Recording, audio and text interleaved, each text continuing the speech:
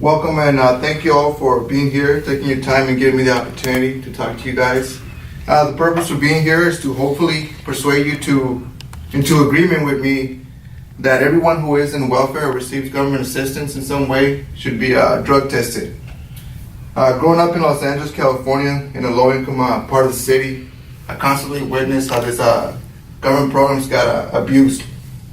Such examples could be like going to the store and having individuals approach my mother asking if they can sell her $200 worth of food stamps for $80. What they were going to do with that money, it's pretty self-explanatory. They're probably trying to get some alcohol or drugs. Next slide.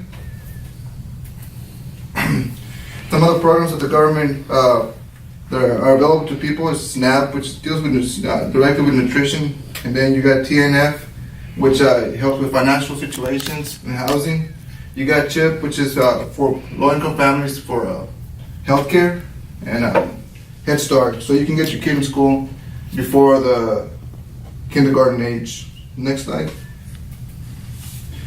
The graph you see is just an explanation of how much spending has gone up since 1950 to 2014. It's obvious. You can see in the bar graph right there that it's jumped up to the millions. So that has to do with a lot of people who don't deserve the coverage, and this affects them. And it affects people because sometimes it could be a matter of $50 in your income that disqualifies you for getting the help that you need.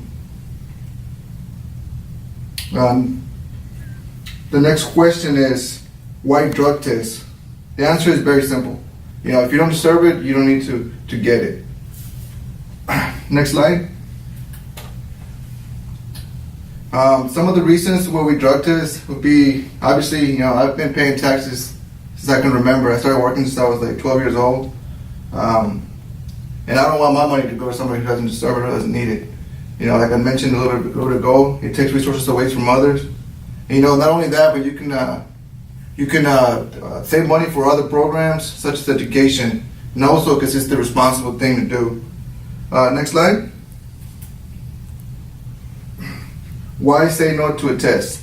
This example I have here is a test from 1999 in Michigan.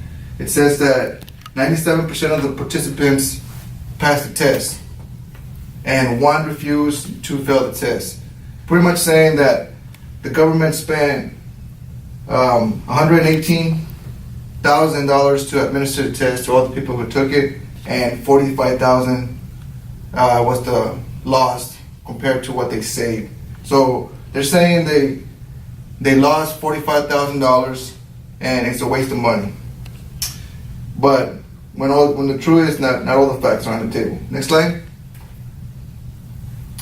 So it's too expensive, and some of the other reasons are most people in welfare do not use drugs. It is intrusive and violates rights, and it's a total waste of time. Well, an example would be, if I get a letter in the mail saying, hey, you have a drug test in 2 weeks from now, make sure you're present and ready to go.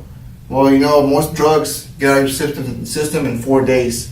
So obviously, if I had a drug test coming up, I'll probably put the pipe down for 4 days and then hit in there. The only drug that obviously doesn't do that is marijuana, but for the most part, most drugs clear your system in 4 days.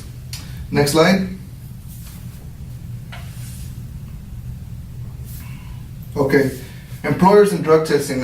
Executive Order 125/64 was initiated or put into law by President Ronald Reagan in 1986. His vision was to have a federal government workforce, drug-free federal workforce. It was fought in the courts and it was opposed, but it still came into law. Not long after that, today's most corporations, they do that. You get a job, most places they will give you a drug test now. And if you work in the high-level positions, you're probably going to have random tests in a lot of other positions. So let me ask you a question. Do you consider that intrusion? Next slide. Politicians. Politicians have a responsibility to all of us, not just the few.